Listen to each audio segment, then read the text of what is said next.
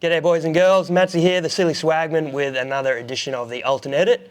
We're here with a very special guest. We have Chris Bamman. Welcome, mate. How are we? Hey, good, thank you. He's talking, you can hear his voice. How weird is this? So obviously, notoriously, you have a YouTube channel where you don't talk, it's just the sounds of what you're doing, sounds of the bush. So very interesting interview to have today. Thanks for having me. So tell us your story, where'd you grow up? South Coast, New South Wales, so Bateman's Bay. I'm multi-generation Bateman's Bay, so not really travelled, so to speak, but yeah, South Coast. Yeah, nice. And so for everybody listening, what's the channel sort of mostly based around?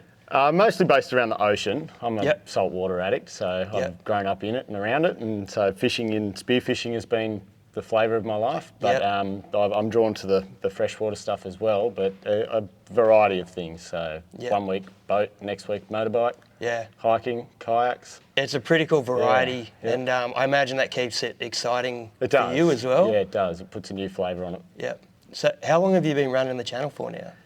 It started about 10 years ago, but it's only really sort of been a job or a major interest for about 5 years. Okay. 5 to 7 years. So. Yeah, right. How many subs are you on now? About 213,000 now. Yeah. That's wild. Yeah. How quickly did that grow? It was pretty slow. So like it sort of has peaks and troughs. You sort of, if you have a video that did really well, it would go up. Sort of boost. Yeah, do well for a month, and then things would taper off. And so kind of, it ebbs and flows, the count, but it's, well, it was a gradual climb. It wasn't just an overnight success sort of thing. Yep. Yeah.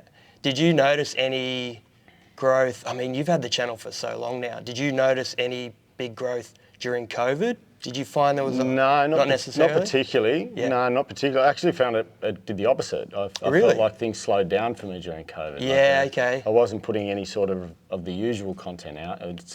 Of course, because it would have stopped you being able to I didn't want to, like we could in the end legally go camping and stuff like that, but it was because it just didn't feel totally right. Yeah, exactly, because it was my primary source of income. But it just didn't feel totally right. So we did a few more homesteading, children at home, like we were all on lockdown. So of course. But so numbers sort of fell off a little bit for me through COVID, but nothing dire straits, and just slowed a little bit. So I thought you just didn't want to go rubbing it in all your neighbours' faces, like leaving with the boat attached to the car. Exactly. No one wants to really see that when they're that's in an apartment. So the channel sort of primarily is around like fishing, camping and stuff. When did you start doing all of that? Like outside of YouTube, were you a kid when you got into that? Absolutely. From 8 years old, I had my first boat. A rowboat. You had your first boat? Yeah, at 8. Yeah, normal. Kind of. Like, well, we weren't allowed engines until sort of, I guess, 10 to 12, but so we used to row it. Like, that's fair. Yeah, and row it kilometres. Right. A kid on each oar. And how many of you, Generally, there'd be only sort of three or four of us in the boat. Yeah. How many siblings did you have? I'm one of 7. So, right. Yeah, but it's his, hers, and ours family. So and brothers and is the whole family pretty adventurous, or? Yes and no. Yeah. So there's some that are really into it, and some that are really not into it. Right. Yeah, no, there's a broad spectrum. Yeah. Yeah, cool. Yeah. And so, what sort of inspired the channel? Starting the channel? Look. It was just an evolution of stuff. So we would spend lots of time camping anyway. We were just always, like, that was just what we do. We was just camping with the children and fishing and all that rest of it. And someone sort of mentioned one day that some of the things that we were building and the creative side of stuff, like we'd build bridges and little forts for the kids and things like that, that perhaps some of this should be shared with the world. Like, what have you got to lose, And it was sort of like, okay. May as well. And and then I'd had some pretty serious injuries too, and it was a really good outlet to getting back into something that I'd sort of always done but lost the joy for. Yeah, right. So putting everything through a different lens was put a really new source of joy. Put a new spin on it and made it exciting again for you. Yeah, that's really cool. I think when you've been diving the same country for 20 years and the same fish, it becomes a bit just harvesting food, and putting it through a lens again made it really exciting. Like, it was Yeah, that's cool. It put a whole different angle on doing the same stuff I'd been doing forever. Yeah. So That's awesome. yeah. So obviously, like you just said, you were pretty much doing diving and fishing a lot to like source your own food. Absolutely. It wasn't just a sport. It was about feeding you. that's like we dive at least twice a week, 3 times a week. Yeah, right. Yeah. So we've awesome. always lived on seafood and. That's cool. Yeah, free food. The real deal. Sort of, yeah. Like you're not only living on it, but it's you Yeah. know, like we all enjoy fish. The children love to eat fish. Yeah. Yeah, lobsters are a staple. Like, you would as a child we would trade lobsters for sausages. Oh, really? That's so cool. Yeah. I mean, I could imagine the local butcher being like, "Yeah, I'll take some lobsters." Absolutely. Oh, just neighbours, you know, Yeah, like okay. neighbours and friends and stuff. Yeah. Like, Yeah, cool. Yeah. And so when you first filmed the first thing, what were you using? What sort of camera? And little like all weathers. So they were by Nikon, and I'm still using a similar camera to the initial one. I use a W300 now, so just all weather. You know. what is this similar? Is like a sports camera? Like Yeah, an I action guess so. camera? You can get them wet. You can dive with them. You can, Okay, yeah. You know, So snow. similar to a GoPro dustproof, style. sort of, except no housing or anything like that. Yeah. Okay. Yeah, but I had some issues with diving with them, like keeping them submerged while doing scenes and stuff was killing a few. And Right. anyway, so I then went to an Olympus Yeah. TG6 in a marine housing for all the underwater swimming and Yeah. Yeah. And that solved that issue. yeah, Yeah, completely. Yeah. And so just jumping forward, what are you using today? Are you still using Same thing. The same thing? W300 and Yeah. an Olympus TG6. That's so cool. Like, I think everybody that watches your channel would be watching for the same reason, like as me. Like, it's so authentic.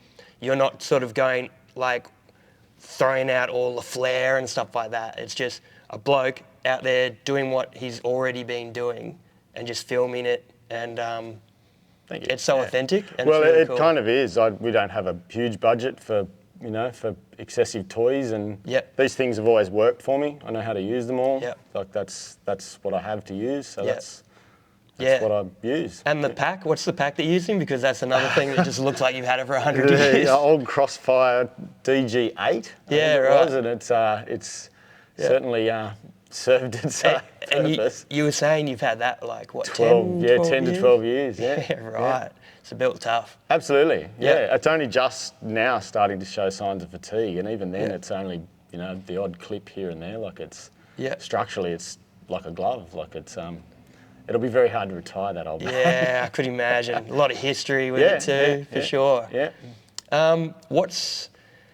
It's heavy though. That's Yeah, it's they're heavy. around 4 Yeah. kilos or something. Something aren't like they? that. Yeah. Yeah. It's a heavy pack before you start, but I haven't been able to break it, and I'm notoriously hard on gear. Good at breaking stuff. If it lasts a month in my hands, it's usually reasonably good. So that's pretty good. So for anybody watching your channel, like the stuff that you're using is sort of like a good gauge Absolutely. as to good gear. Yeah, I don't use anything for the sake of the brand or whatever it is. Yeah. It's structural. For Yeah, me. it's cool. Like it's got to perform. Yeah, So that's cool. I don't think anybody would get that sense about it from you anyway.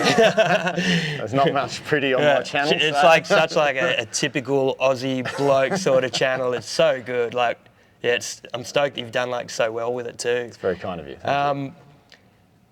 I don't even know where to begin. Like, when did you start sort of seeing like real success with the channel and start to think, oh, I think like you start getting monetized and you start sort of being Probably about like, 4 years ago. So it started right. to take over with regards to like my income. So I'm landscaper by trade. Okay, yep. Like maintenance gardening was my main gig. Yep. And so the videos started to produce on par money. And Okay. so it was like, well, if I go a little bit harder here, then I'm going to Yeah. breach parity. And Yeah, wow. yeah. So What did that feel like for you? It was great. Like I've been, using a crowbar for 20 years prior to that. Yeah, So yeah. to be able to put the bar down a little bit and Yeah. pick up a camera is there's nothing like drinking rum on a beach, Yeah. to be a job. No. But it's since turned a little bit the other way too, where it's now I missed the gardening, and so I do a couple of days a week now landscaping for a distillery. Okay, yeah. They're a great family to work for. Like Yeah, they're right. they're very accepting of my tardy work ethic. Yeah. And it works well for me. So they allow you that sort of flexibility Yeah, there to is a get out degree and of still freedom. run the channel. Yep.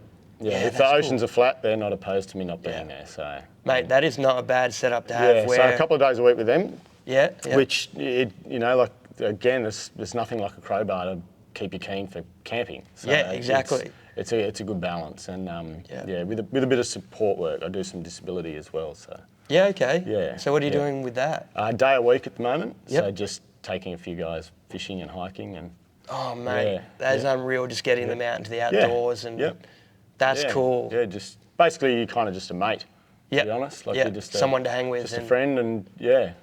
Oh, dude, how lucky are they? Hey. Yeah, well, and me. It's a great gig. Yeah. It's very rewarding, and I could imagine. Yeah, I really enjoy it, and I hope to do lots more of that into the future. So yeah. Yeah. When we were chatting off camera yesterday when we first caught up, you were talking about how you just got to do the things that you love, do what you love. And you enjoy. Do what you love. That's what's worked for this channel, I think. Like it was, it's always been about joy, and it'll always be about joy. Yeah. So it's not about the big fancy boat or the the whatever it is. It's not the material thing. It's definitely the joy. Yeah. It's and it seems like you've applied that to everything in life for the most part. Yeah, definitely. That's cool. Yeah. That kept coming up in our conversation. I was like, I got to really take. I mean, I feel like I've taken it on board. Yeah. But, so what's like the biggest or like sort of craziest or most creative trip that you've had? Well, there's been a few. So it's creative-wise, I really enjoy the bushcrafting stuff. Like the cooking's obviously become a big part of my channel. Yes, we've come a long way over the last 20 years of campfire diet. Yeah. But, not just bacon and sausages. It's not just bacon and sausages and tins in the fire anymore. It's a little bit more enjoyable than that. Yeah. And maybe that's a side effect of getting old. You Could be. Enjoy the probably is finer foods and nice bottle of wine doesn't go astray. So I enjoy the bushcraft stuff, the building of eel smokers or water wheels or whatever it is. But as far as the craziest one, probably the pedal-powered rotisserie. Yep. So I had a friend who for a bucks night, he's like, "You're on roast." Yeah. And I'm like, "All right, sweet. Where are we going to be?" He's, "Well, it's a farm, no power. Yep. We kind of want a rotisserie." He's like, "See what you can make." So I went to the tip and found an old exercise bike, and then I was like, "Oh, we're on here." So geared that down, put a table on it, made a bit of a cabana setup out of it, and that was probably the craziest one.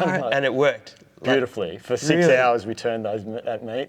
So everybody took turns. I was going to say. because I built like a bar on it, so you had the guy riding, and we would all and I geared it down so you would ride it at any pace you want, but the meat would only turn quite slowly, so it was you had to actively pedal it, so in order to keep the person busy. There's some inspiration for weddings. Yeah, and then a couple of bar stools, at the bar, so you weren't alone. Mate, that's a great idea. With an umbrella and stuff. That would have been hilarious. It was kind of cool. And after you've had a few beers, you just think that's like the most fun ever. There was a few beers. There was definitely a few beers out there. Oh, mate, that's unreal. And the meat was perfect. Yeah. Yeah, so it was a success. That's cool. Yeah, I've done a little rotisserie thing in the river, and I just did a chicken, and I couldn't believe how moist and how delicious the chicken was. It's the best ever. Yeah. If it didn't take 7 hours to do it, I'd do it every day. I did one off the little motorboat. I don't know if you've seen the postie. Yes, so I made one off the postie as well, but the urge to hit the throttle through the cooking process was quite a difficult one to resist. But and I think that was the best chicken I've ever cooked. So, I believe it. Yeah. And so, were you coming up with these things by yourself? Are you inspired by other Look, it comes from everywhere, I guess. You watch other people's content and you sort of, I could maybe do something similar to that in a different vein. And then, to be honest, we have a whiteboard in the shed. So by the beer fridge, and often you'll be chatting with friends, weekends or whatever, and ideas tend to spew out in there. It goes on the whiteboard, that one, and so they just evolve, I guess. And to a degree, whatever I'm into that week. If the ocean's been really rough and it's still bass season, then I'll go bush. And if you try to do catch and cook stuff, but often you don't get. It doesn't always work out that way. Often there'll be a species that I know is like a fallback meal. So if I don't catch my plan A, plan B is a definite. Then I'll already have something in mind. To deal with that. So that's often eels and things like that become Yeah, the backup plan. Yeah. That's how the eel smoker tends But that's so cool because that makes such wicked content. Yeah, it's because fun. And it's fun. Most people aren't out there smoking eel. Yeah. You know what I mean? So I think it's really cool. And like I try to remind people in my content too, like you don't have to have a YouTube channel to do these things. Like not at get all. creative when you're out there and just Just go for it. Just do what you love. And like you said, you're just throwing ideas around with mates. It's not like you're a bloody engineer or something like that. A long way from an educated engineer.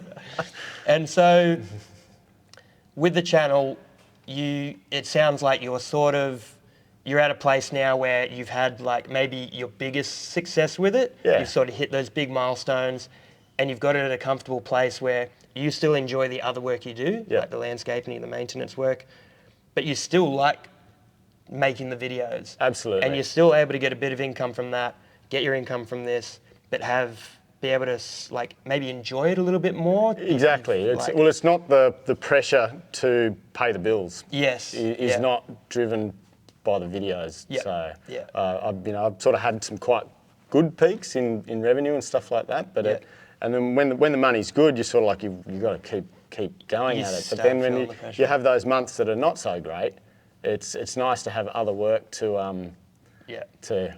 balance the book, so to speak. Pay the bills and when there's no pressure on it, I feel like I make better content. I'm doing it. Yeah. I'm doing it for me. That makes a lot of sense. Yeah, for sure. Yeah. And you can be a little bit more like bad weather. Okay, maybe I'll take the brakes off this week or put the brakes on. Yeah. Cool. And obviously you don't do any talking. Every now and again you'll let out a scoff or a laugh or something like that.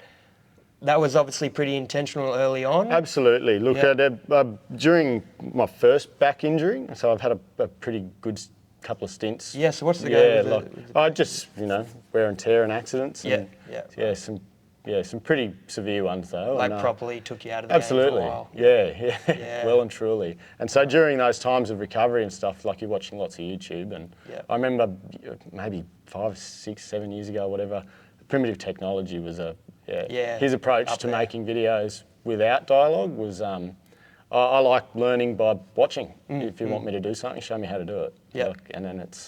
And so I felt like that can be adapted to anything. Yeah, like it can be adapted to everything. Yeah. So that's how that kind of evolved. And I really enjoyed that, filming them without the pressure of having to be entertaining. Yeah. You just let the content be entertaining. Yeah. So. And then you don't have to worry about like saying certain things and whatever. And you can, like, I reckon that your content is probably more creative in the sense of like how you go about catching that fish or whatever, because you've removed that other, like the dialogue from the videos. You're like, okay, what's like a creative thing to do for this video? The other real benefit of it too was that fun is universal. And so like as soon as the language is out of it, there was no barrier for internationally. And so like we had quite good success with foreign countries. Oh, I never thought about that. Because fun is universal. Yeah. Like if you're smiling and you're somewhere beautiful, it's hard to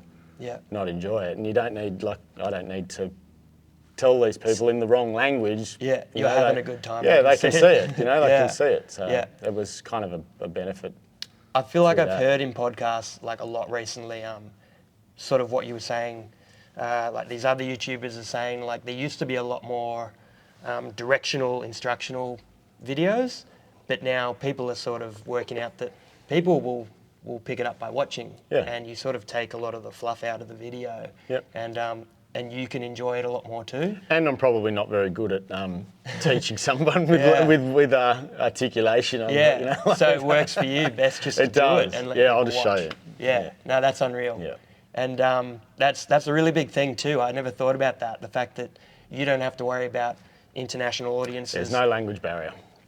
Clicking on the video, they start watching, they're like, oh, like the subtitles aren't right or whatever, like skip off the video. Like you've just taken all that. That's a really interesting point. Yeah, and it definitely helped our channel. Yeah, no doubt. If you had sort of like some early tips for people who wanted to start a channel, like what would they be, do you think? Just get into it. Just do it. Just start. Do whatever you enjoy, whatever the thing that you enjoy watching and doing, then just replicate it. Get out, do it. Yeah. Yeah. That's Do it it. frequently Yeah. and with joy. Like And do what you love. Yeah, do what you love. Yeah, for exactly. sure. And I think that's that the best tip. I think that shows in the end. Like, it doesn't matter what you're doing, whether it was Instagram or TikToks or YouTube. I think if you're putting joy and enthusiasm into it, then it shows, and Yeah. people enjoy that. Yeah. I do. doubt. Yeah. Yeah, of course, Yeah. exactly. So yeah, I guess bottom line of that is just do it. Yeah. Yeah, just go for it. Yeah. If you're thinking about it, just Do it. Yeah. Yeah, fully. We haven't got much to lose. Yeah. Yeah. And so, okay, so where you are now with the channel, have you got other plans for the channel in the future, even though you have sort of backed off? Yeah, a little probably bit? backing off a little bit to a degree, because I'd like to push more into the disability. I'm really enjoying that these days. That's really cool, man. I would like to do some more education and sort of push that as I'm looking down the barrel of 50, so Yeah, right. in the next 5 years, I would like to do more of that and maybe bring the filming back to, a little bit easier timetable after this many years of camping every second weekend. It's an intense work. Yeah. Yeah, it's often perceived as though it's not a lot of work. Yeah. But it is. There's a lot of effort goes into making a video. Yeah. And, with the future stuff, I would like to be honest, I'm really enjoying growing food and things like that. So I guess maybe a little bit more of a homesteading angle. Yeah. I've noticed that on your Instagram account. Yeah, we really enjoy that. And maybe a few more slow build projects. So there's a few things on the whiteboard that are right. In what can you give anything away? In what term? Like still with regards to fishing and just craft. I guess you could say. That's exciting. Yeah. So potential slower vids that are built over months, not a weekend. That's cool. I think that's but while great still idea. doing the other stuff. But So still sprinkling in little videos. But trying to maintain the similar sort of, I guess, programming, but just with a few other bigger projects. A little bit, maybe longer videos with a little bit more emphasis on the building and. That's cool. That's a great idea. Yeah, how the projects evolve. Yeah. That's cool. Yeah, so that's something I'd like to do more of. Yeah. I think you should be really proud of what you've done with the channel, because it's so authentic. You come across really authentic. You obviously are. Very kind of you. Thank you. And like you said, all the gear you use, and it's so clear to see, is just tough, durable gear. Absolutely. And it's just about getting out there and having a good time. It most certainly is. Joy. Do what you love. Thanks for joining us, mate. Not at all. It's been bloody awesome to hear your voice and hear some more behind the scenes. Yeah, I can of speak. The channel. Yeah, he can speak. Everybody's got a voice. All right, thanks, mate. Not at all. Thank you for having me.